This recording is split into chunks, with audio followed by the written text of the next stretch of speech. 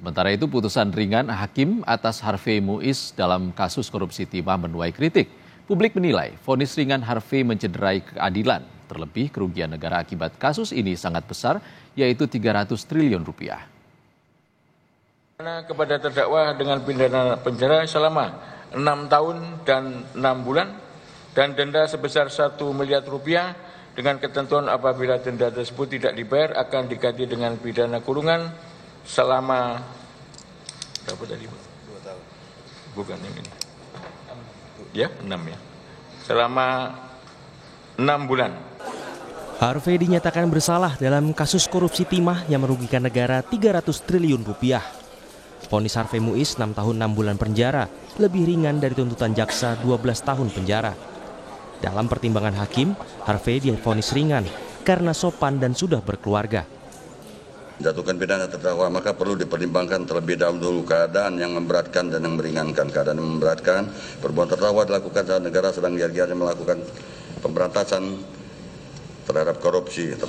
Yang keadaan yang meringankan, terdakwa sopan di persidangan, terdakwa punya tanggungan keluarga terdakwa belum pernah dihukum. Atas putusan yang jauh dari tuntutan jaksa, kejaksaan resmi mengajukan banding atas vonis Harvey dalam kasus korupsi timah. Menyatakan banding ini oleh jaksa penuntut umum setelah menggunakan masa pikir-pikir range yang terlalu jauh antara tuntutan dengan putusan. Yang kedua, bahwa tentu jaksa penuntut umum mempertimbangkan rasa keadilan masyarakat yang masih belum dipertimbangkan secara utuh oleh pengadilan.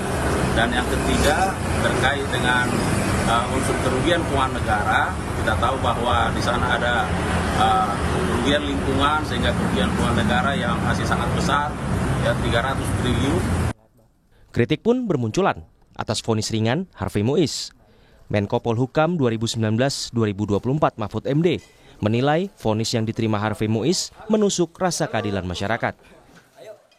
Itu sungguh menusuk rasa keadilan. Karena apa? 6,5 tahun itu kok kecil sekali bagi orang yang menggarung kekayaan negara. 300 triliun hanya diambil 210. Lalu ada yang mengatakan, Pak, itu 300 itu kan potensi. Bukan potensi. Itu sudah disampaikan bahwa itu kerugian keuangan negara, bukan kerugian perekonomian negara. Budayawan Sujiwo Tejo juga menyindir vonis ringan Harvey Muiz, mengaitkannya dengan kebijakan kenaikan PPN menjadi 12%.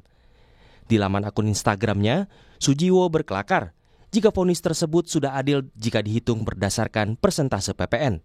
Ia menilai secara matematis hukuman ideal seharusnya 45,17 tahun, tetapi yang diambil hanya 12% saja. Vonis Harvey dinilai tak adil karena kerugian negara dinilai sangat besar.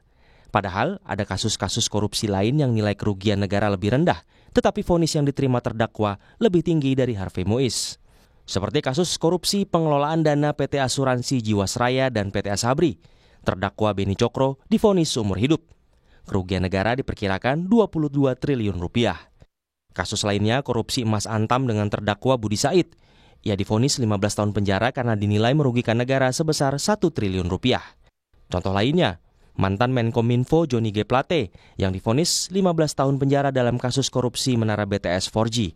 Perhitungan BPKP, kerugian negara mencapai 8 triliun rupiah. Selain divonis 6 tahun 6 bulan penjara, hakim juga menghukum Harvey untuk membayar uang pengganti 210 miliar rupiah. Hakim juga memerintahkan barang bukti aset milik terdakwa dirampas negara dan diperhitungkan sebagai uang pengganti kerugian negara. Kasus korupsi tata niaga timah jadi sorotan publik karena besarnya kerugian negara, yaitu 300 triliun rupiah. Tim Liputan Kompas TV.